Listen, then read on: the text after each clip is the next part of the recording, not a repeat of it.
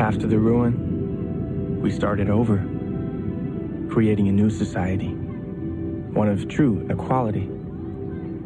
Rules were the building blocks of that equality. We learned them as new children. Rules like use precise language, wear your assigned clothing, take your morning medication, Injected.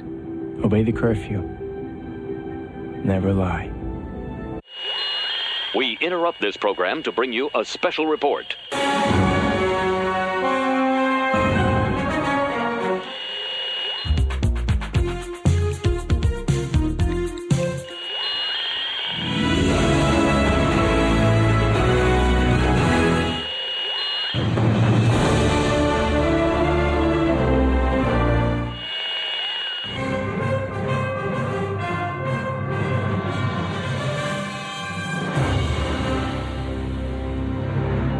This is Cheapseat Reviews.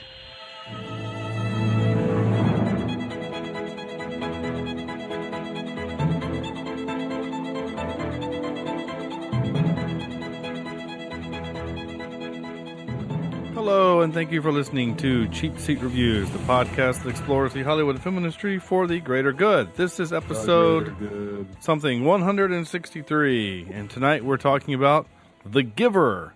I am Sean Allred, and joining me, Johnny, I can't talk. I am Sean Allred, gosh, on medication still. He's high on that moonshine, folks. I wish. That'd be a lot better than what I've been taking. Joining me tonight is Andrew. Jonas kind of looks like Zach Morris, Jimison. Oh, Lord. Oh, okay. Wow, that escalated. Yeah. All right. Where did that? Okay. Okay, sure. We're on that high from Kung Fury last week. Yeah, that was such a fun episode. Oh my gosh. I might actually make Kimberly watch that. It's 30 minutes of watching her look at me confused. Yeah. You know, it actually might be worth it, Sam, to put a microphone near her and just to record her reactions. You know, of her just going, why are you making me watch this? Anyway, Corny, What? if the food is black and white, what does it taste like? Logan? Like chicken. Wait, is that racist? I actually Probably some vegetarian crap. Yeah. see, Corny. The funny thing is that I was actually going to originally make that your middle name. Is if the food is black and white, does it all still taste like chicken? But I thought I changed it because I thought it would be funnier. But it's funny that you still said that anyway. I think it all tastes like tofu, which has no taste. Yeah, I'd imagine no flavor. You don't want grease. Yeah. And Sam lies for his personal amusement vector. I would. And do. I would. And just so you know, Sean, Yes. that edge is awfully appealing. Why don't you take a look over this edge on this plateau for just a second? I'm sure I'll be fine Just take because a quick if he can peek. take a dirt bike with a baby in it and jump off and then land on two wheels, I'm sure I'll be fine. Dude, that baby was in peril like 100% of this movie. It was safer in the hands of Tarzan with his death needle than it was in the hands of Jonas. I mean, the baby had blood on its head from the tumble he took down the freaking mountain. Yeah, man. I was like, good Lord, that poor baby. That baby was very resilient. Which, by the way, I'm just going to go ahead and skip ahead to this. This isn't one of my notes, but that backpack that he had. Okay, all four of us have children. And we all, Corny's past the age when you have to carry everything with you. But I have an infant. I mean, I have a backpack that we carry with her that has extra diapers, bottles, little snacky food, toys, change of clothes, diapers, right? He had not only all of those things to take care of this kid, but then winter clothes for himself. This was like Hermione's pocketbook thing that she took all of their books and stuff with. This thing was magical. So, anyway. Funny. It's a Mary Poppins bag is what it was. No kidding. Yes. No kidding. Anyway, I know I skipped ahead about an hour and 15 minutes into the movie, but we're talking about The Giver, 2014's movie The Giver, based on the 1993 book. Yes. Very good book, Giver. by the way. Stupid effing book. Yeah. You have it? I was not even prepared for something like that. Oh, Sean. Oop, that's not the right thing. Wait. Oh my gosh. Though there was one of those. Oh my God, there was tons of montages. Like in this I feel film. like the whole book was a freaking montage. You can't keep a good robot down. Where the hell is it? I don't think that was it. No, it's not. All right. Sounded Well, a little bit like. all right. Well, Matthew Andrew, McConaughey. give us what this movie is while I find the clip and turn off the really loud machine behind me. In a seemingly perfect community without war, pain, suffering, differences, or choice, a young boy is chosen to learn from an elderly man about the true pain and pleasure of the real world. The real world. Pleasure. On MTV. Yeah, well, I guess that's one good thing about the dystopian future. There is no more MTV. Well, video did kill the radio star, so I'm still kind of pissed I guess off. you'd have to go back to black and white then. Well, yeah, I guess. Yeah. Black and white MTV still sounds bad. The reason why I'm not shocked is because she reminds me of a coworker of mine. Oh, what is happening? And that coworker. What? I just heard myself talk. Yeah, that was not supposed to happen. I thought you were actually talking. I was. I thought it was too, and I was like, wait, what? I was looking for stupid book, right? So I did a search for book, and it pulled up Silver Linings Playbook. So when I hit enter, it actually pulled up the original, actual full file, and for some reason it was just there. So sorry, Corny, that was kind of weird. Like that had to have been an old cast or something, Yeah, right? it was. Yeah. Okay. Okay, here we go. Stupid book. There you go. So Thank you. now it's in my. Ooh, yes. That too. Oh wait, what? I have it already in here. So confused. That's fine. Hey, bro. All right. Anyway, so 2014's The Giver, based on the book, like we said, and Andrew said that. Am I the only one that's read this novel? Yeah. Yes. Yeah. I don't read. I do read. I've just honestly, I had never heard of it Okay. until the movie came out, and I remember a bunch of people being all really excited. Ooh, they're making a movie out of the Giver, and they were really excited. And the movie came out, and everyone was really pissed.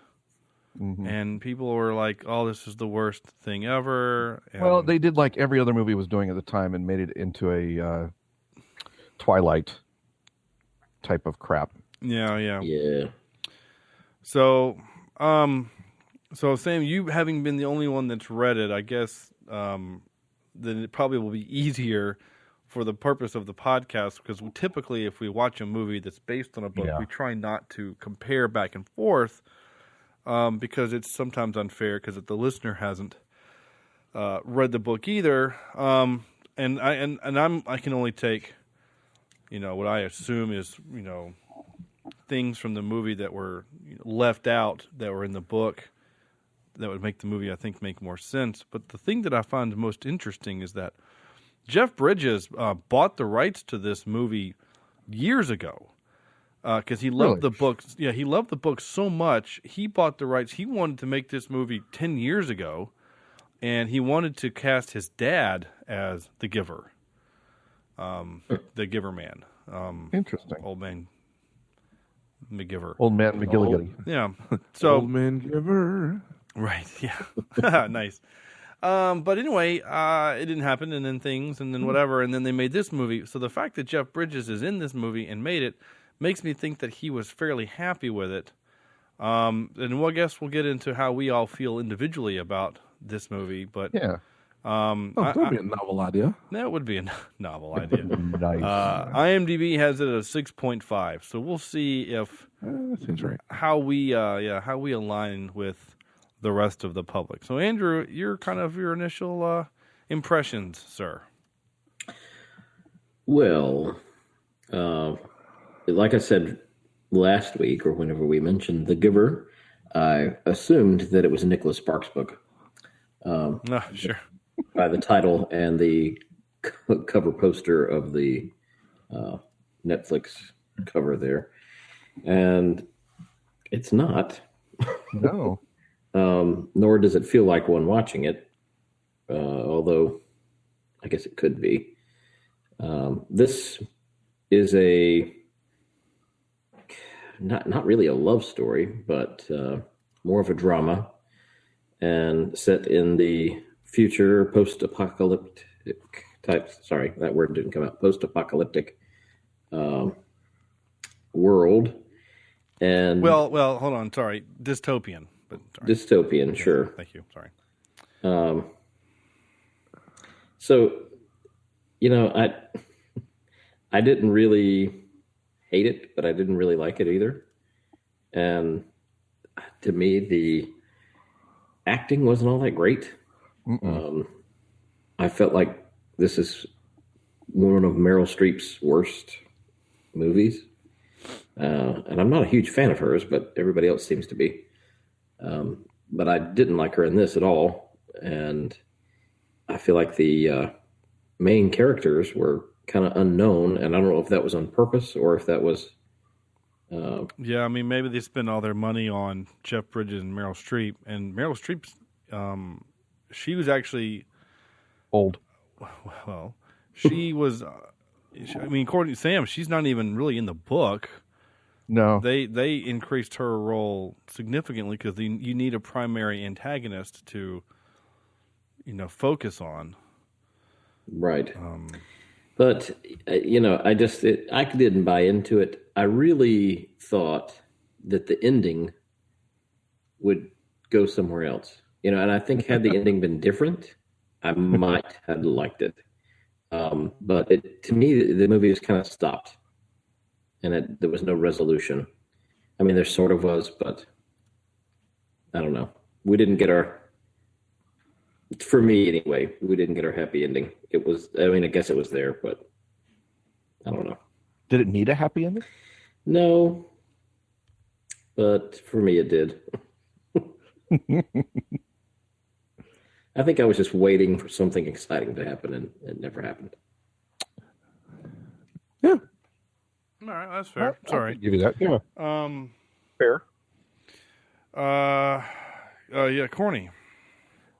So I really didn't want to watch this movie because you said Taylor Swift was going to be in it, and for some odd reason, I just felt it was going to be a Twilight type story, and it wasn't. So that was good, and I was actually happy about that. But overall, it was just a weird story. But there were, sorry, let me rephrase.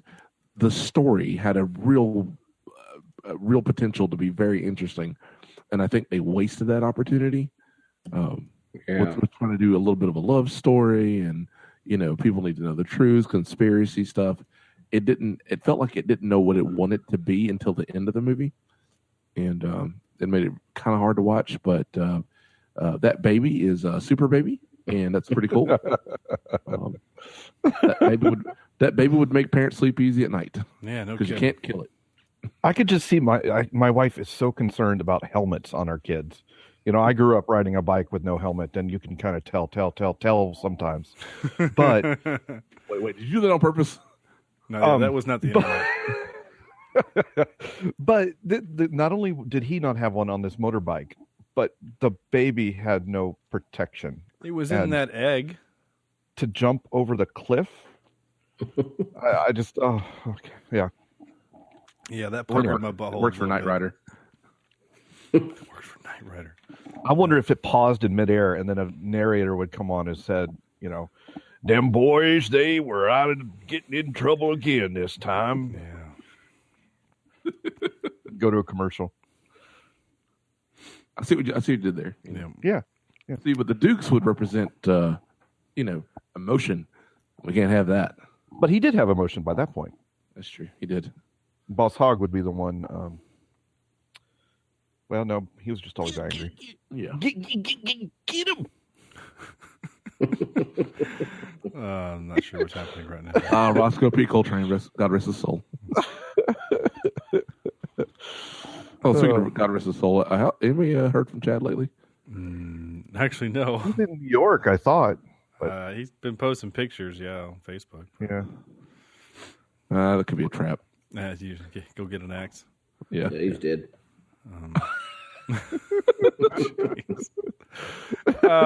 Sam. Sorry, but yes, so sorry. Yes. All right. Well, of course, I guess I'm the only one that read the book, but I read it a very long time ago, so I couldn't quite remember the exact details. But how can I say this? The movie has a lot of things to say, but doesn't say them very well. It's all about emotion and the keeping society safe by keeping out any kind of feeling. And there's a lot of interesting, stories about, what happened to get them to this place. Why is it that everybody is white at this place? Why is it that, that they have to follow these certain rules? And this movie, especially, does one of the cardinal sins that I don't like about movies is that it doesn't follow its own rules. Yes. How do the elders, it seems like she has a lot of emotion. Let's just say that. And well, hang on. Kind of, yeah. You remember this isn't a gun kata movie, The Equalizer, where you can't have emotion, yet Dude Man was smiling the whole movie. I think it was like the drug was supposed to suppress like your deep emotions, your love, hate. You can still have emotion. You can still be happy for your friend or proud of their thing or whatever. So like emotions were still a thing, but like they were very shallow emotions, if that makes sense. But it seemed to me like she had deeper problems, along with Mr. Pilot Dude, who I can't remember if he was even in the book. He's a pilot. He fly. He was still taking his meds. He was in the book because he doesn't betray him in the book. Oh, okay. So there was a few little odds and ends that it made me uncomfortable. The ending, I'm kind of with, I think Andrew mentioned it, is very ambiguous in the book. I do remember that. You aren't told exactly what happens. And I kind of like that because you kind of use your own imagination to figure out what's happening. But I don't know. Maybe we can hash it out and I'll know more. But it's a hard movie to describe. I really wish that when you were with, what's the main character's name? Jonas, when you were with Jonas, Sven. The world was in color, right? Because he was seeing color. But it seemed like sometimes they'd kick it out to these other characters and you were still in color. That would have been cooler if they kept that black and white, I thought. They did. I mean, like, whenever it was just Meryl Streep and Jeff Bridges, it was in black and white. When the only time... I'd look at that again. I just did the clips for it, so I mean, it was in black and white. But it wasn't consistently always in black and white. Well, the only other time there was ever color, it was when... What's her name? Not Olivia. The girl, Fiona, when she stops taking her meds, she slowly starts getting into color. And so, like, when she's having her, like, when they're chasing, like, when after the chase and they take her to prison, right, which is like the happiest prison I've ever seen. She's kind of sort of black, like color-ish. And then they give her the meds, and then she goes full black and white again. So I think they did a pretty good job of that. That's one of the few things I'll defend the movie on. Few things I'll defend. I think they did a good job. I'm trying to remember. But maybe Jeff Bridges' scenes, because he can see color. So maybe that scene we're seeing color there. So anyway, sorry. Yeah. I just thought it was inconsistent. From what I saw. But that's just me. Oh, that's fine. Is it though? Is it fine? I don't know. Did you need your meds to calm down? Is that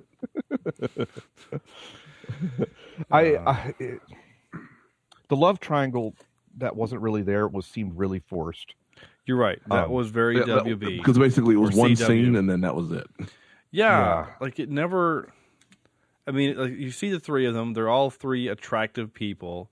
And you're like, okay, obviously the hero and the girl are going to get together. And then the other guy is going to be an Edward and from Lion, the Witch, and the Wardrobe and betray them. Like, you could see that coming really early on. But there was no reason to. Like, you'd see them holding hands and he would get jealous. And I'm not sure why he would get jealous, because it's against the rules to touch somebody outside of your family unit. Mm-hmm. So I'm not sure why he would get jealousy.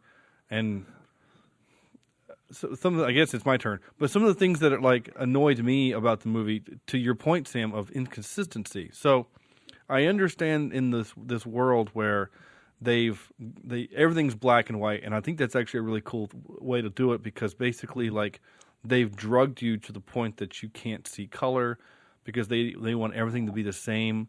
I guess that was as a joke that Andrew made with the Sig Heil reference. I would have actually gone more of the communist route than the Nazi route, but whatever, same thing, I guess. So they're all the same, and you can't have like the deep emotions, and you have to, if you say a word and then they say, further explain your words or whatever. The dialogue was actually annoying to me that way. Yeah. And I know it's probably supposed to be. I couldn't stand Katie Holmes. Like, I didn't like her at all. She looked rough in this movie.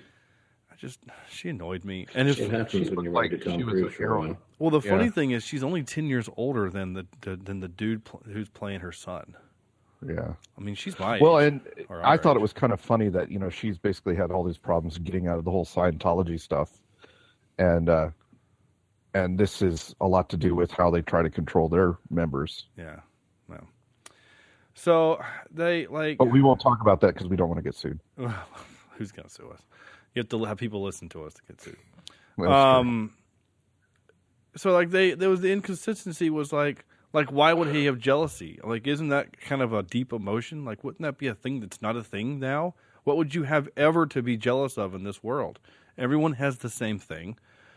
Like it didn't. There should be no jealousy. So the fact that they even show it in the movie is, I think, wrong. I don't think that should ever have been a thing. But there will always be jealousy. You might have the exact same thing as your neighbor, but he's got a hotter wife. In our world, but in their world, where the idea is that everything is the same and everything is laid out for you, and the elders are never wrong. And I hate phrases like that, but it's fine. And not that they say it on a movie, as in like, as an idea, because whenever you hear phrases like that, you're like, oh, something's wrong, for the greater good, blah, blah, blah stuff, right? For the greater good. Shut it. But like, I don't know.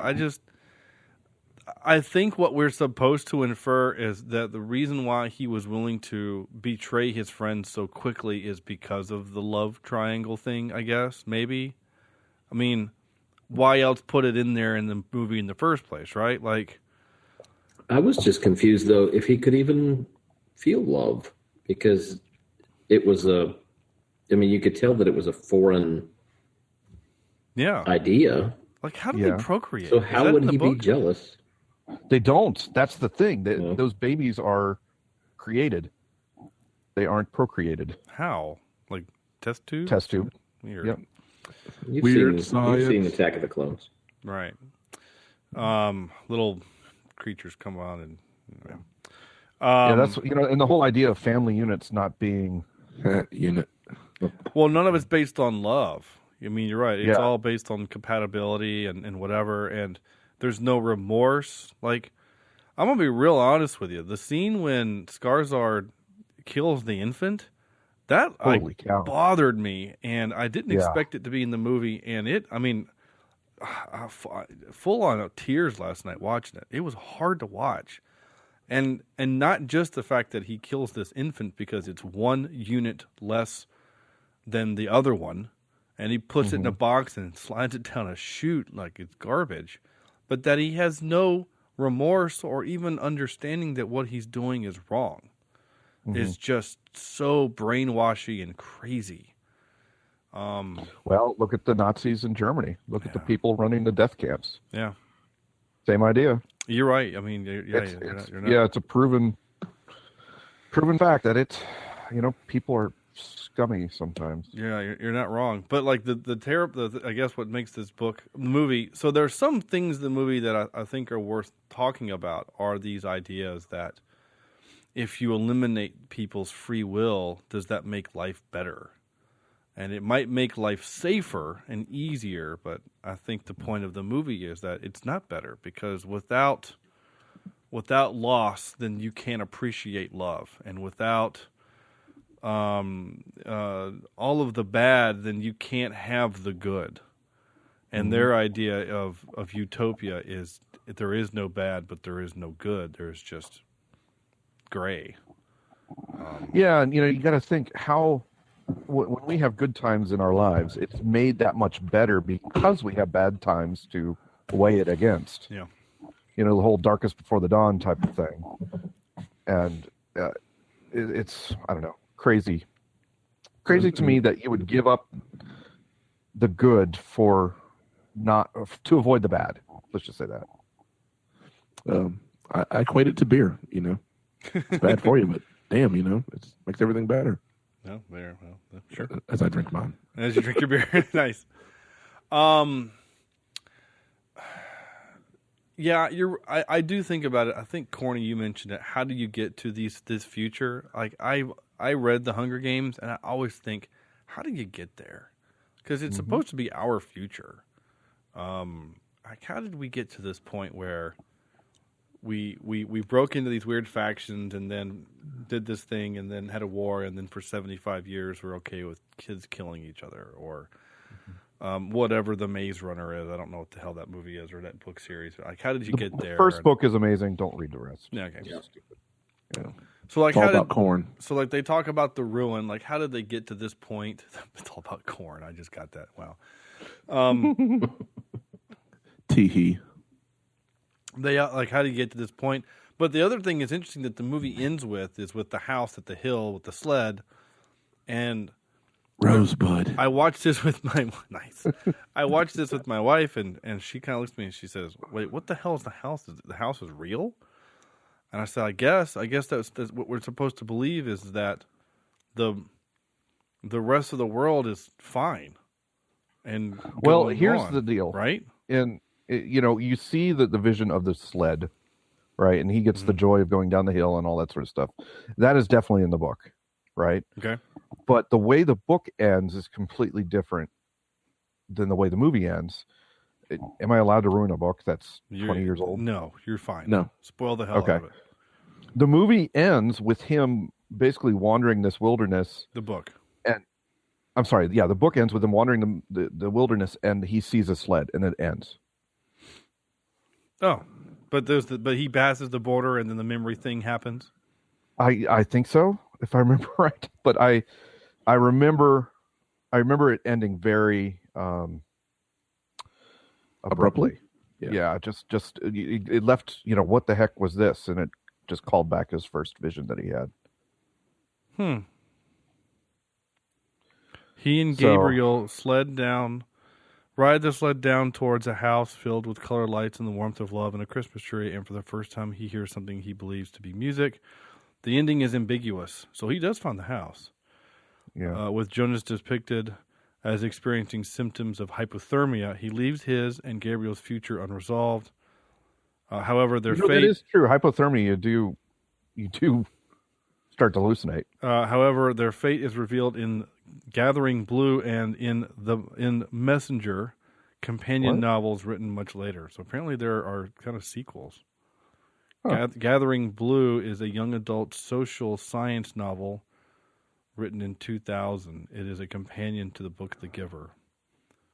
Interesting. Yeah, so I guess the way I read, I didn't foresee it. The way I perceived it is that the rest of the world, this is like The Village, right? Like, spoiler on The Village. Was the rest of the village or the rest of the world okay? And this village was on it's just on this plateau. A peak somewhere. Yeah, there's somewhere in Denver, Colorado, on a mountain that they've shaved flat and have the technology for, climate control, right? Before they screw up the climate control, and then we get the Colony movie, right?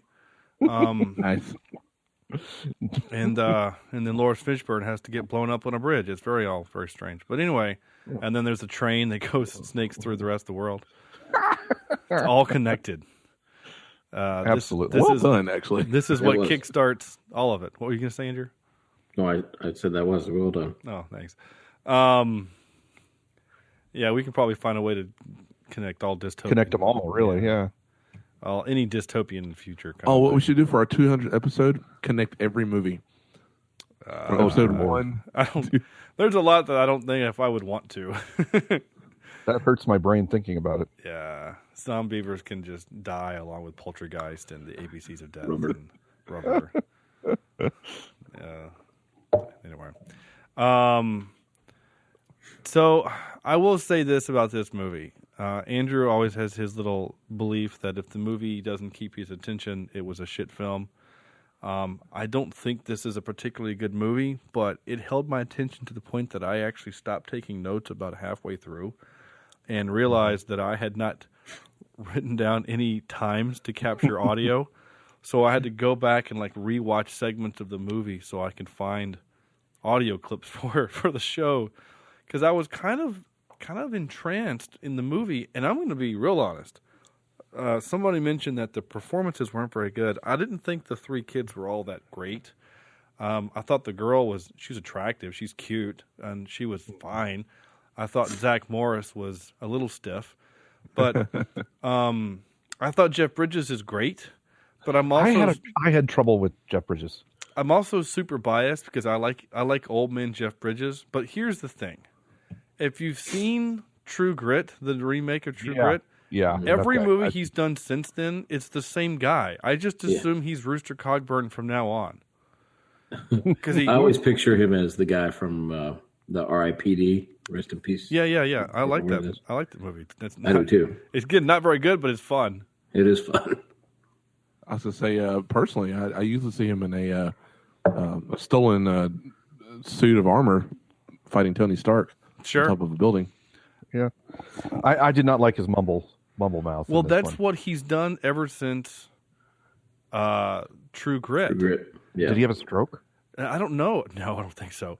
But when he did his version of Rooster Cogburn and that, he had that talk where it's like he's got something in his mouth all the time, like he's got backy dip or something always in his mouth, and it's like his lips are too big or something. And then ever since then, he's because he didn't do it in Iron Man 1.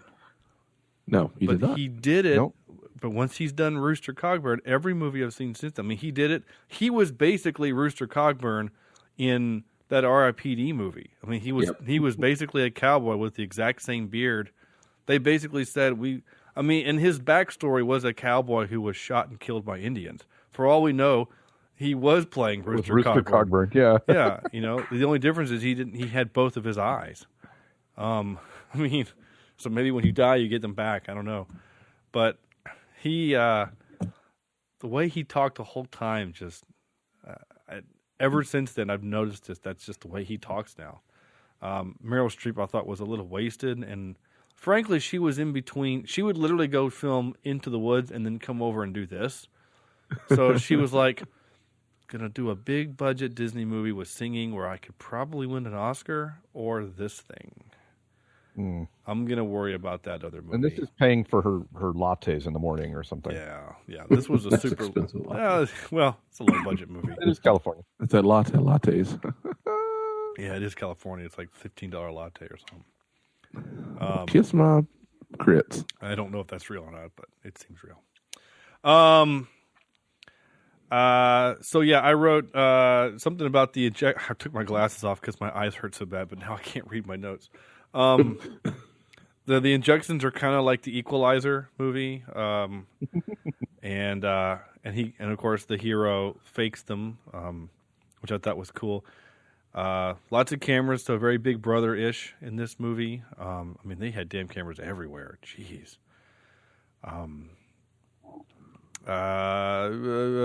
If the receiver and giver are so dangerous, then why have it? So I get, maybe it's explained in the book, I don't know. But maybe they decided that because of their history is so bad, that if we can erase it from our memory, but in order to do that as a people, then we have to store it somewhere. For their people. Well, here's what I took from it when I read / watched. All right. The memories are there, and the giver is there, not to just pass down the memories, but to have the memories insofar that he or she can use them to remind them what not to do. Yeah, and I actually captured that clip of him saying that. Yeah. So I'm sorry, I thought you were confused. My confusion is, it seems to me that Meryl Streep the whole time is scared of this idea that, we remember what happened to the last one, and he could be dangerous, and it seems like if this person, the receiver, is such a threat to their lifestyle, then they should do one of several things. One, you're now the receiver. You are now living in that little cottage on the edge of the world, and you can't, away from your family unit. Yeah, and you can't come back until Brewster Cogburn dies, and now you become the giver or the receiver or whatever. The rules to that whole process are really bad. Yeah, it was born to fail. You're asking an 18-year-old kid to receive. It's basically, maybe we don't even know if it is more than 18, right? Well, they are playing 18. I think they actually say 18 in the movie. Well, no, I mean they talk about the 9s and 10s being. Oh, I guess the 9s being the halfway, and then 18 so it has to be 18. Yeah, but it's like the Amish. Now if I don't think there's any Amish listening to the podcast, because that would be would be weird. Yeah, unless they somehow can convert this to record player. Anyway, the phonograph, and there's somebody playing the phonograph. They stamp our show to a phonograph. It's like John Pinnett says, I don't talk bad about people during my acts, except the Amish. I say terrible shit about the Amish. But when they hit 18 and they get there, some of them are allowed to go out into the world and experience all these new things, and then they can either choose to come back or not. It's like you're basically saying that at the age of 18, you're going to give all these. I'm basically going to matrix into you all these life experiences, and then you can't share them with anyone. Our brains aren't fully developed until about 25 anyway, so that's a terrible idea. Just saying. Well, and I also have to mention another thing that the book does that the movie doesn't. When he gives the memories away in the book, he loses those memories. Mm-hmm. So one of the memories, one of the memories the boy saves for him is the memory of his daughter playing piano, and he's like, "Don't give me that. You can keep that." Mm-hmm. Interesting. So yeah. See, I would have liked to have seen that. It would have made Taylor Swift's existence more tolerable. Well, it would have also kind of made their experiences together have more meaning and weight and consequence, and what absolutely I'm trying to say, I can't use words. Not merit. Impact. Yeah, impact. Yeah, I was trying to think of when something it matters because they're the limitation. I don't know. I can't think of the word I'm trying to think of, but if you put some precision of words. Yes, yes. When you put a value on something because of its uniqueness like that. I mean, if he gives the memory and then it disappears, that memory is now precious. Yeah. So if this kid would die or commit suicide or jump off a cliff, the entire society loses that memory. Right. So even in the book, the memories that he imparted on Rosemary are gone because she left. Yeah. She went to St. Elsewhere. Or not St. Elsewhere. Nice. Yeah. Okay. And really early on, when they talked about Elsewhere, I'm like, that's death, right? That's just what they're calling death. Because I assumed that it was a physical place, but I expected it to be like the pit of bodies from 300. Oh, dear. Maybe that's they just throw them over the side. I mean, seriously, that's what I figured they're doing. All right, look over the edge. What do you see? Nothing? Yep. Yeah, and then push. Yeah, I mean. So there's something that bothered me about Rosemary, other than the fact that it's Taylor Swift. When, they kept saying, what happened to the last one? Well, what exactly happened that was so bad? Yes, she saw something she didn't want to see, But I don't understand why she had to go. It was the same reason why he left, is because for his entire life, he had never experienced pain or loss. And all of a sudden he's given a memory of Vietnam where his comrades in arms are getting killed. And then he ends up shooting a woman. Right. I mean, I know that, but I mean, I guess my it thinking made it is seem like the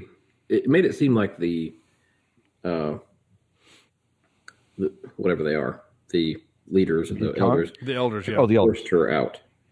No. She left because she didn't want to receive any more memories. Yeah. Okay. She was done with it. Yeah, he said he gave her a memory of a mother losing her child to know what real loss is. And once she felt it, she's like, I can't do this anymore. It's just too unbearable. And yeah, I mean, hell yeah, that's a tough one to give. He probably could have eased her in on that, have a puppy die or something like that. I don't know. Just it could have been a lot better, I think. Is that where Blank's face came from? Maybe she wrote it after receiving. I'm sorry, that's terrible. Is that a song she wrote? Speaking of, how did Sarah take that baby scene? I didn't ask her. I looked over. I was trying to see if she was crying as much as I was. I couldn't tell, but she didn't talk about it. Probably for the same reasons I didn't really want to talk about it either, because it was hard. Same rules of Fight Club. I tell you, for a young adult film, which is this was touted for, this was advertised to that. That was a pretty hard scene. Yeah, it was. So, The Givers, The Matrix. Yeah, I hope Gabe was strapped in. Yeah. In A World Without Sin, why do they have taser sticks? The little stun sticks. Why would they? Why would they? A police force, bodyguards or police force. Yeah. Well, some people like things rough, and let's get shocked a little bit. Yeah, I guess. Just saying. So here's another thing that I thought interesting. So I'm with you on the ideas that we're going to make everything the same, right? And they have this strange, polite culture, right? I apologize for the intrusion. I accept your apology. F off. Yeah, all this stuff, right? Okay, fine. But they dude, I got it. It's Chick-fil-A in 20 years. Yeah, we're just going to live in a world of Chick-fil-A. This is exactly what we're heading towards. Actually, Corny, you're not wrong. So in Demolition Man, when Taco Bell wins the fast food wars, in this future, it's Chick-fil-A that won the fast food wars. Ooh. Yeah. In fact, those meals they were eating kind of look like Chick-fil-A. I like it. Oh, wouldn't that be I like this idea. Creepy. I love a chicken mini right now. Oh, dude, I'd eat anything right now. I'm starving. Their chicken breakfast burritos are one of my favorite things ever. Oh, me too. Oh, by the way, especially when you get a nice crunchy piece of chicken. And then there's that little salsa in a bag. Ooh, what is happening? Did somebody just drive off? Seriously. Okay. Andrew, was that your pipes? Apparently somebody is driving their monster truck through my neighborhood. Jeez Louise. That would have been a great moment for her. Don't you dare get in that car and drive off. Don't you dare come in an airplane. It's been a while since we had street noise like that. When Corny's old house, he used to have the train that would go by every week when we would record. So, oh, that's right. I missed the train. I missed that train. Yeah. No, I don't miss it. Well, you don't miss the train, as on the other end of it is kind of. Anyway, so I don't know what I was saying. Oh, I was going with the whole. So I buy all of that stuff, but so all of us have, and Corny, your son just turned 10. Happy birthday! Oh yeah. Oh crap. Whoops. I kid. So, at the age of... Yeah, you did. Wait, what? Get it. Oh. So all of us have younger children. Well, the ability to lie is learned, right? It's not... But I feel like that's something that they learn themselves through their own doing. It's not like another kid taught them to lie. It's like, I broke a thing. Well, if I say I didn't break it, let's see what happens. No, Parker learned that very early on. This little kid would like spill a cup of milk. I'd watch him do it. He would watch him do it, and then go, "I don't know how it happened." Mm-hmm. Yeah, I mean, and my son does. You little politician. That's right. Yeah, and my son's done that too. My point is that in this society where you can't lie, it's not because the drug forces you to. It's just a conscious decision. Honestly, that seems the most far-fetched thing of anything else in this movie. Is that you can't lie. That just seems whatever. And I guess that drug that you get injected with can oppress thousands of years of evolution and instinct. Like, humans are born with very few instincts, but mating is one of them. That's why when you hit 14, your body goes all crazy and says, "Time to mate," because we die at 30. Mm-hmm. So wait, what? That's why the gentleman in my classroom can't concentrate. Right. And among other things. So anyway, whatever. One of the things that I really did like about the movie was the black and white bit. Again, maybe you're right, Tim. I just don't remember. From what I thought I remember, is that they were pretty consistent, but I liked the idea that he would get glimpses of the color in her hair and then an apple and then things. And it was very Pleasantville, kind of like. Mm-hmm. And there's a 90s song written kind about of that in kind of that same way too, though. Yeah. Where, they're opening up their world to these. Yeah, and then there's, of course, the establishment that's fighting against it because it's safe and what they're used to. And there's a Jeff Daniels in that one as opposed to Jeff Bridges. And, it's fine. Spider-Man's in that one. I don't think. Which one? Tobes. Toby's in that one. Tobes. I don't think there's a Spider-Man reference in this movie. Because there's not very many people in this movie. Anyway, True. It's fine. Though the new guy was in the new Pirates of the Caribbean movie, or he's going to be in it. Okay. So, anyway, that's kind of it for me for the movie. I mean, anyway. It has some interesting ideas and good talking points. It does. But it's a weird amalgam of, I would say, missed opportunities. Yeah, I think so. I think there was okay, hold on. There was too much of I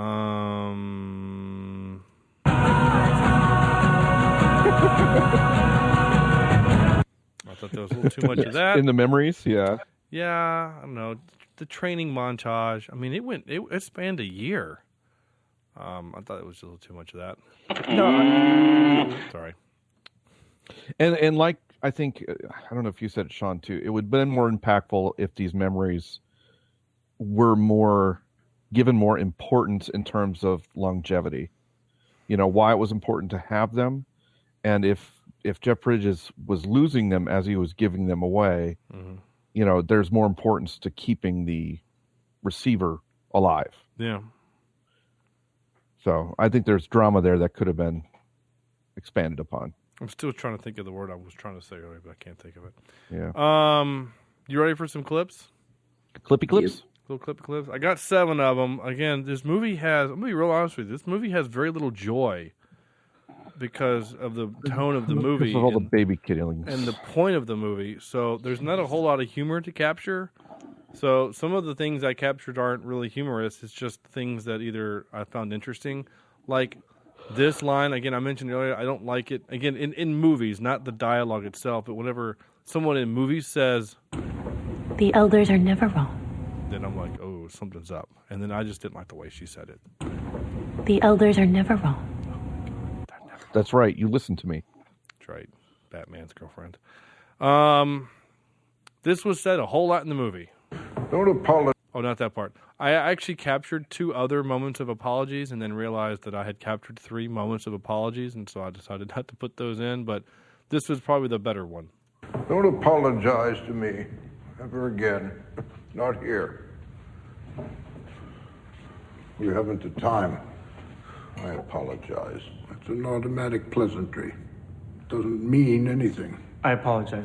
I'm sorry. I mean, that's the closest you're going to get to humor. It'd have been great if he just dropped an F-bomb right then. Yeah. Well, they probably. I mean, I guess he would know all of the curse words. Oh, dude, it would be so cool. He'd be the guy going around doing F this and. Well, the funny thing is because no one would know what it meant, so he could walk up to you and use every slur, curse word, whatever in the book, but it wouldn't be gibberish to everyone. So, good point. You know what I'm saying? It's like walking up to you going bigga, and then to me that's like the most offensive thing I've ever said, and to you it sounded like the gibberish that it was. But you actually just cursed in Swahili. I'm sure I did. Do I need to bleep that out? Yes. No, that'll be cursing in Swahili as well. Oh, the beep noise. Oh, 1-star reviews from Central Africa. Yep. All right. Yeah. There we go. All right. Wisdom. Elders need guidance on matters that are beyond their experience. I provide wisdom. That is now your role, to provide guidance in the present using memories of the past. Move closer. Move closer. Yeah, and I know, again, I understood why, Sam, that they did this. It just seemed super reckless that the way they did it. I mean, he didn't even know what a book was. They're called books. Like, oh, you don't. They're called books. Yeah, apparently it turned into Sean Connery is doing it. The only other joke in the entire movie, literally. Your instructions said I can lie. Do you lie? Oh, all the time. Mostly for personal amusement. But I won't lie to you. How do I know that's not a lie? There you go. That's the only joke in the movie. So I didn't really find that funny. I'm not saying that I No, there was actually another joke. Was there? Yeah, it was the ending of do you know who I am? And then no, because the old guy really didn't know who he was. It was the third part of the love triangle at the very beginning of the movie, kind of ish. Remember that? No, I don't remember. I Yeah. don't. They're Must not have been a very good joke. Yeah, What is yeah, you're right. I remember the three of them were talking, and they were talking about the old man being all whatever, and yeah, I kind of remember that. But okay, so yeah, I'm not saying that in order for a movie to be good, it has to have humor. And I know some people say that that's why Marvel is better than DC because the Marvel movies have some humor in them, and I don't think that's necessarily true, but I do think that if you're gonna have a serious film, it's okay to inject a little fun in it. I mean, even humor is there to make us like the characters, which makes us relate to them. I mean, Saving Private Ryan is a hard film, and there's some humor in that. like when they're making fun of food shot in the neck. I mean, it is just hilarious. Yeah, well, I was thinking more along the lines of when they're making fun of Oppum about Fubar and blowing kisses to each other and things like that. Like, that's kind of funny. Or when he said, the guy's chewing some gum, he says, you got any more of that? And he pulls it out of his mouth and gives it to him. Like, that's kind of funny, in the face of sudden death or certain death. Name of the movie. If I'm now the receiver, what does that make you? Well, then that must make me the giver. I knew you were cringing when I heard that, and I knew it was coming. I was like, "Oh Lord, here it comes." Oh, yeah. Sean's gonna hate it. Sean's gonna hate it. I actually was in the living room upstairs, and I went, "Ah!" Sarah looks at me and goes, "Oh, you did the thing too." Sarah looks at me and goes, "What the hell was that?" I said, "He said the name of the movie." I think it would have been better had he walked in there and said, "So how does this work?" Okay, I pitch, you catch. Oh. Now move closer. Yeah. I mean, honestly, if you take everything out of context, that whole bit can be pretty gross. Raunchy. Yeah, there's nothing I can do to prepare you for what's about to happen, but if it makes you feel any better, you are completely helpless. or something like that. Powerless, I think. Is I didn't think about it that way, but now that I am, yeah, you're a terrible person. Wait, why am I terrible? Come closer. Come closer. Get the chair. Come closer. I need an adult. I am an adult. Father of the Bride 3 to film in Clemson, South Carolina. FOTB 3. Interesting. My wife just sent me that. I guess I need to update my. I need to get put on the South Carolina Film Registry. Yeah, you should. That'd be kind of cool to get on that as crew. I don't want to be an extra. You can, run into Steve Martin. I mean, how freaking cool would that be? That would be cool. I would love to run into Steve Martin physically or just to shake his hand. What clips was I on? The Giver. This. A Lie. We sit in chairs and don't talk all day long. And then when time is up, I come back here. And in the morning, I do it all again. I apologize, but I'm late. Your apology is accepted.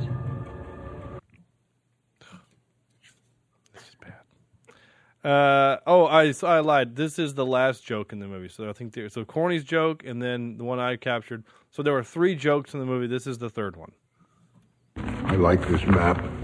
Don't mess it up. I'll be wanting it back. There you go. And he's not getting it back. And the only thing I can... Well, does he not? Does he not come back? I would assume he would come back somehow. And I don't know. Well, I never read the sequels, but as far as we know, he's wandering around in that Christmas land. Well, if he found the house, the way I'm thinking, my brain tells me is he gets to that house and these people, oh my gosh, you poor thing. I assume they speak English. They welcome him in. Oh, you've got a baby. Let's take care of the baby. And then he found out it's Snowpiercer. Like, this baby's going to be delicious. Right. Oh, jeez. Insane. Or the Reavers from the colony. Oh, wow. Oh, God. Wow, this got real dark. Or it's something happy and nice, and they're like, "Oh, come in," and then he gets better, and they gave him some gear, and then he says, "I'm going to walk up that way," and then he does, and then he comes back home and he gets to be with Fiona, and they get to experience all kinds of things together for the first time. A talking donkey shows up, and they go on crazy adventures. It's a great movie. Yeah, it really is. Okay. And now for some more bad news. Ready? Trivia. The only trope I wrote was sled ex machina. That's the only one I wrote. Thank you for doing that. I guess I got the montage already. And then there was a bunch of dystopian future tropes. Dictator is afraid of change trope. Jeff Bridges talks funny trope. I don't know. Trivia. Katie Holmes plays... I already said that. She's only 10 years older than him. 10 years older than he is. The film, although sometimes accurate, doesn't at any point follow the sequence of the novel. Okay? In the novel, Asher becomes the assistant director of recreation instead of a drone flyer. In the movie, the ADR job, assistant director of recreation, goes to number 53. Asher also never turns on Jonas in the novel. Again, this trivia is bad. Not a whole lot. And in the novel, Jonas and Fiona do not kiss or form a romantic relationship. It's because they're 12 in the book. They're really young in the book. Yeah. That would have been a little weird and gross. So, in fact, that's why a lot of 8th grade English teachers give this book out as mandatory reading, because it's perfect for kids who are in that stage of just discovering a lot of things about themselves they wouldn't really know. Right. And just like Jonas does in there. Yes. This movie's only 3 years old. Do we want to play the recasting game? I mean, and really the only people I would recast would be maybe the 3 teens. But I don't really know who's... Danny DeVito in the giver role. Danny DeVito, that is Joe Pesci in the receiver role. This is the worst idea ever. I know you're being silly, but could you imagine Danny DeVito sitting there in that chair, and he's like, "Hey, come on, kid, there not a buddy cop movie for those two? Oh, the two of them? Oh God, yes. Pesci and DeVito. Oh my gosh. Worst cops ever. I don't know. I mean, Joe Pesci has been in buddy cops. Obviously, he was in Lethal Weapon and stuff. And Yeah, but he wasn't one of the buddies. He was like an auxiliary character. Well, yeah, he was the third wheel. Yeah. Like a buddy cop with those two, and like they have to sit on phone books to see out of their cars. Oh my gosh. Short joke after short joke after short joke. No kidding. Oh wait, this is a thing. This is a thing. What? This is your thing on drugs. Oh, hold on. Danny DeVito. Oh, it's Joe Piscopo, not. Oh. I was trying to find a movie that had both of them in it. There's a movie called Wise Guys that has Danny DeVito and Joe Piscopo. Not good enough. Joe Pesci and Danny DeVito. All right, here's a Joe Pesci movie, but with not Danny DeVito. Damn it. All right, it doesn't exist. So anyway, I think that's a terrible idea. But like, I don't know any, like, I'm not hip with the teen kids. Like, the only young star I know right now is Tom Holland. That's because he's playing Spider-Man. I just, like Daisy Ridley. She's not really teen, but no, but she could probably play one. She certainly looks like one. Sarah and I watched Hacksaw Ridge this weekend, which was, by the way, flippin' awesome. I loved flippin', it. You say? Oh my gosh, it was so amazing. It really was. But I was, it's really funny to watch Andrew Garfield, who's playing this kid who's 19, 20 years old. He really likes lasagna. Really? Yeah. Oh, Garfield. Okay. I was like, what a weird piece of trivia that you looked up. Oh, wait, his last name's Garfield. Got it. And he hates Mondays, and he likes to sleep in. I got it. Great. He's got a friend named Odie. Yeah.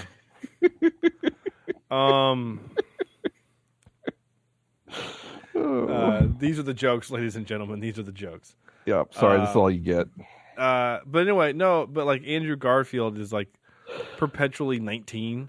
He's like 32. and he looks like this 19-year-old kid.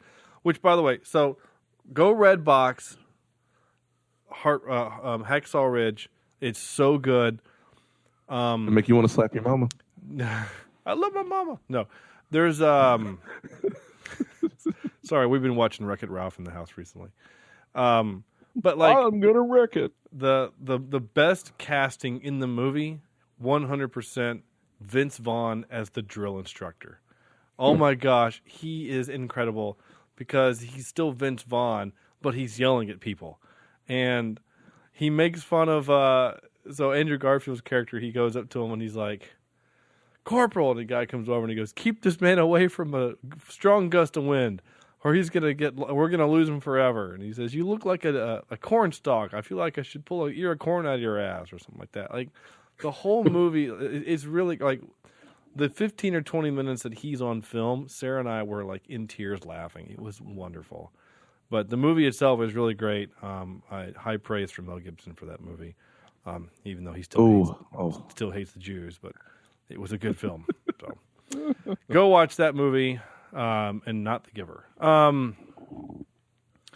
That's it. That's all I'm going to play. What did we? Wait, what are we doing? What next? did we learn? Nothing. I haven't done that in a long time. Cocaine's a hell of a drug. That's where emotions come Excuse me while I whip this out. All right, top 3. Is that our new top 3 sound? That's what you guys said. That's perfect. That's what I wrote it as. Top 3. Excuse me while I whip this out. There we go. Top 3. So we decided to do movies that are black and white, or predominantly black and white, or have some black and white moments in them. I guess you could do like flashbacks. That could be black and white. So we're interested to see if any of us share some I'm sure we will. Same movies. I'm sure we will too. Andrew. Okay. I had a honorable mention to Pleasantville, but we already kind of talked about that one. Mm-hmm. So my number 3 is Young Frankenstein, 1974. Yeah. Damn it. With Gene Wilder and Cloris Leachman. Yep. Number 2. Wait, she's not in that. Yeah, she is. What is she in that? She's Not the. Of course. What is she? I don't know. You tell me. There's only 2 women in the whole movie. The She's hot in it. the hot assistant and his fiance. Hang on. Okay, so while I think look this up, I think you're making. While I whip this out, I think you're inventing things. Frankenstein. Oh, she is. She's Frau Blucher. Yeah. There we go. Crap. I couldn't remember her name. I I knew she was in it didn't though. know that. Okay. So anyway, that would be number 3 for me. Number 2, going back a little further to 1960, with Jack Lemmon in The Apartment. Jack Lemmon and Shirley MacLaine. I went through what are those movies? Grumpy Old Men, when those came out. Grumpy Old Men. I became a huge Jack Lemmon, Walter Matthau fan, and I went and watched the Odd Couple, The Odd Couple 2, and then I ran across The Apartment, and it's a really good movie. And then number 1, I saw this with my wife, who was my fiance at the time, when she was taking film appreciation at Appalachian, and we got to go to the I.G. Greer Theater and see On the Town with Frank Sinatra and Gene Kelly. And it's a really cool musical, and about some Navy boys as they come home and spend time ashore on leave. All right. Okay, cool. Corny. It wasn't IG. Wait. Wasn't IG Greer? Isn't that the one with the haunted seat? Yes, haunted floor. That ghost moved over to the new music building. Okay, to the new one? Did it really? Yeah, that's why the elevator always stops on the 2nd floor.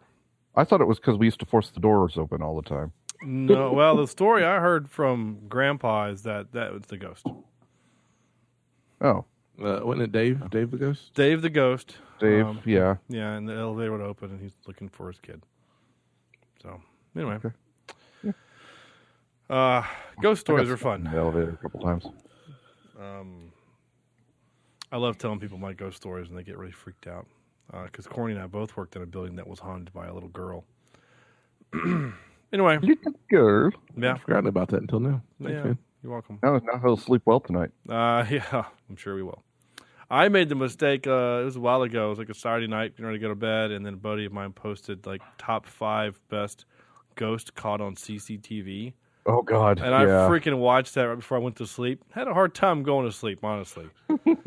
That was a little, the one that got me the most was the, it was like the nanny cam, where you see a hand come out of nowhere and touch the child. Oh, God. Freaked me out. Now I'm not going to go to sleep tonight. Perfect. Take some more NyQuil. I'll make my face go numb. Check out Creepypasta, by the way. Creepypasta? Creepypasta has some pretty awesome stories. Is that like it's a website? It's a website. A lot of times you'll see it shared a lot on Facebook. It's a very weird dinner, actually. Yeah. Yeah. We had spaghetti for dinner tonight, so that's interesting. Hey, there you go. Whose turn is it? I don't even know. Corny, is it your turn? Yeah, sure. Okay. So I have an honorable mention for Casablanca, because I actually remembered I watched that, and I didn't really find it as impressive and awesome a movie as everyone says it is. As Chad says it is. And I'm sure it is. I just have to probably watch it again. All right. And That's fair. my number 3 is going to be That's a Wonderful Life with Jimmy Stewart. Oh, I forgot about that one. Yeah. My number 2 would be Sin City, the first one, because it's mostly black and white. Yeah. Not as many books read. And then my number 1 is Young Frankenstein. Right. Okay. Did I just hear somebody's stomach churn? Yeah, I can hear it too. Wow. Was that a stomach? Oh, it wasn't me. Yeah, it was me. Okay, good. Because for a moment I was like, honestly, I figured it. Mango, sorbet, and Twizzlers. Is Alfredo's mango? Nice. That sounds good. Sam. All right. I've got my number 3 spot. I've got the Chrome edition of Mad Max Fury Road. Oh, I've heard this really good in black and white. Yeah, sweet. I had Pleasantville in my number 2, but I figured everybody else would use it, so I substituted that with Wizard of Oz. Okay, sure. And mainly because the black and white / sepia tone, I guess you could call it. Yeah. Makes the color look that much more vivid. And of course, number 1, I've seen like I've used this a lot. I don't know what kind of lists we're making, but Schindler's List is number 1. All right. No, that's fine. Yep. I forgot about Wizard of Oz. It wouldn't be on mine, but I forgot about that. I think Kimberly would kill me if I. Well, yeah, I'm sure she would. I guess I could use Oz the Great and Powerful as my like. Yeah, I tried to think if there was a black and white something in Jurassic Park, but I don't believe there is, unless you count the credits, and that doesn't count. No, it doesn't count. Even the credits. So, well, I guess the very end credits are just black on white text, but even the main credits are like the Jurassic Park font. My honorable mentions are Psycho and The Birds. They're both Alfred Hitchcock films. Birdemic? Not Birdemic. Oh, my God, Birdemic. I've yet to see that. I don't even know if I would watch it for this podcast, because it would be an hour and 15 minutes of us going, this movie is the worst piece of shit ever. Yeah. The 4 of us could make a better film with $40,000 and a bird we find on the road. I mean... Sam, you could animate a GIF of a bird better than that movie did with Photoshop and Illustrator. Like, I believe that. My number 3, I also wrote is Schindler's List. I thought you hadn't seen it yet. No, I've seen it. It's been years, but I've seen it. I watched it in high school. Godfather, that's the big one for you. Yeah, I guess. Yeah, Godfather. The horse head thing. Yeah. Pleasantville was my number 2, and Young Frankenstein is my number 1. God, I got to see Young Frankenstein. Because I was trying to think if there was any, like, the closest I can come up to with Star Trek is a flashback scene in Star Trek 3, but it's like through we're seeing like a flashback from like a video recording, so it's like all blue, so it's not even black and white. It's like a CCTV where everything is blue and green, so that doesn't even count. That's as close as I got. Email. Didn't have an email, but we did get a Twitter thingy.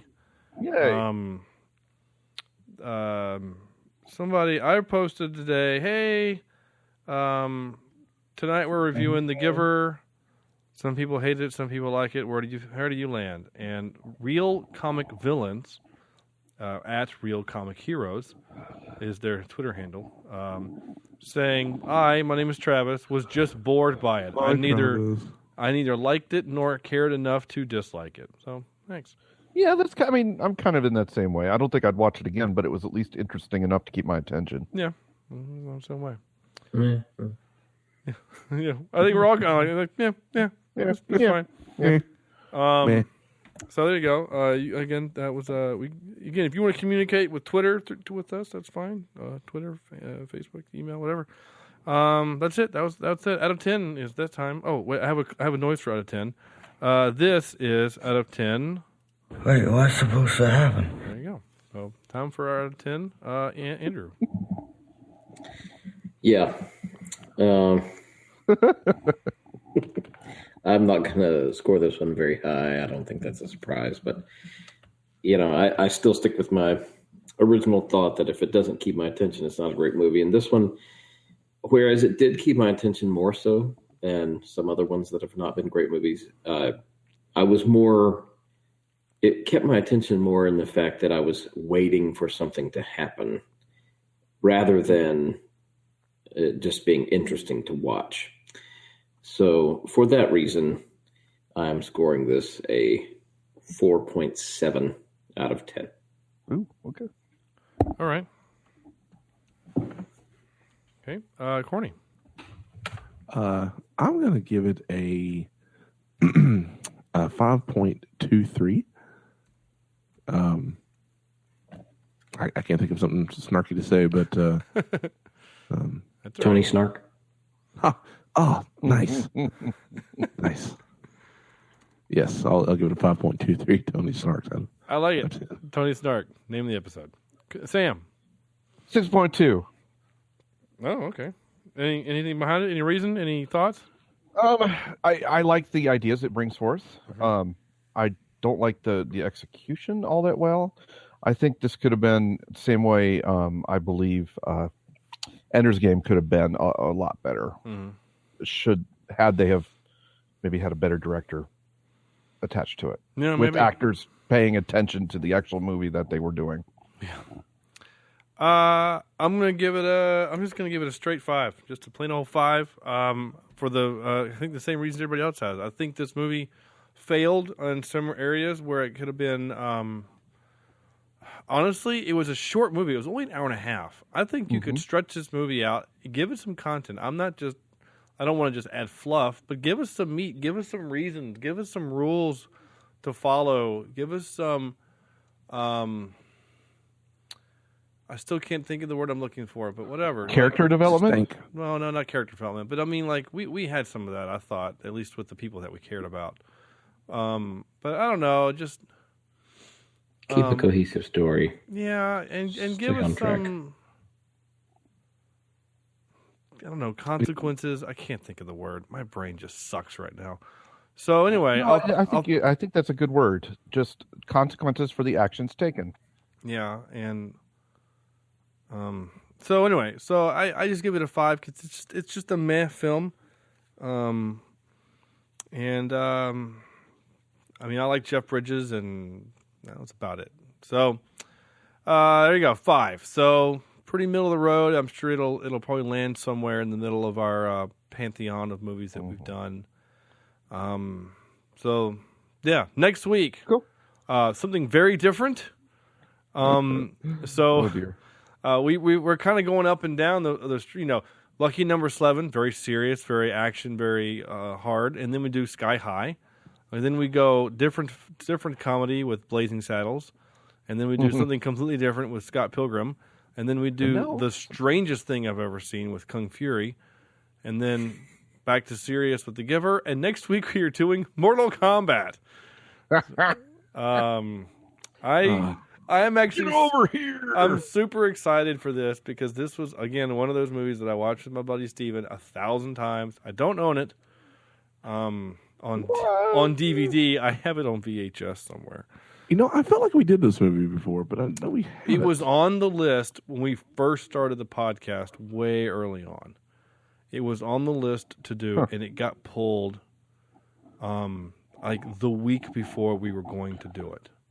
Okay. Because it was supposed to be like our 4th or 5th movie. Oh, okay. That's right. Yeah, that's right. It was...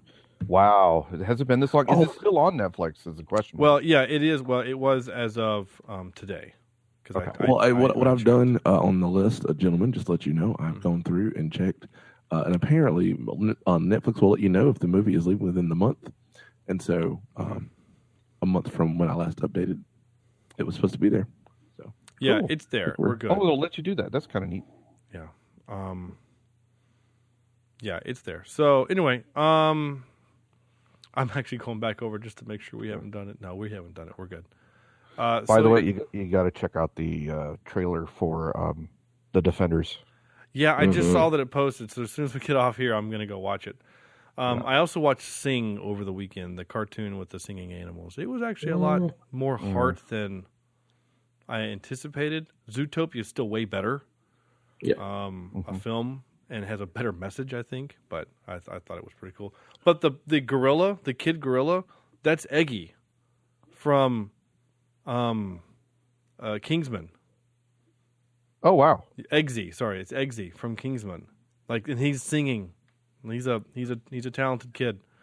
And they've dropped the trailer for Kingsman 2, and we did an anchor post on it. Sam and I did, and it's we're really excited. So anyway, next week, Mortal Kombat. Can't wait. Look for it. Should be fun.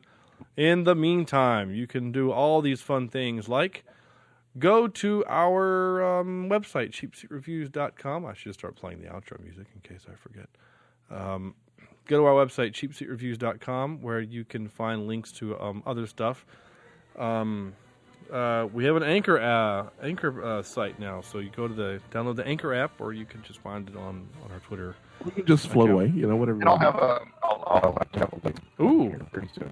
Crusty audio. Sorry, Sam, you're all kinds of crusty. What you sound? Oh, that's terrible. Stop. Like us on Facebook. Not like us on Facebook. Yeah, like us on Facebook. Leave us a review. iTunes, Stitcher, Google Play, YouTube. Facebook.com/Cheapseat Reviews. Follow us on the Twitter at CheapseatCast. And of course, you can send us your emails to cheapseatreviews@gmail.com. And also, please, if you can help us out, GoFundMe.com/CheapseatReviews. Helps pay for the show. You guys did a great job last year getting money to help us out. So we're in need again. If you guys could help us out, $25 gets you on this show. That's right, on the show. And it keeps them away from your house. That's right. Also helps us pay for our hookers and beer. And there's that too. So with all that being said, on behalf of Andrew, Corny, Sam, this is Sean saying thank you so much for listening, and we'll see you next week. Hopefully we won't be in black and white. In living color. Oh, there you go. Yeah. In living color. You can be who you want to be in living color.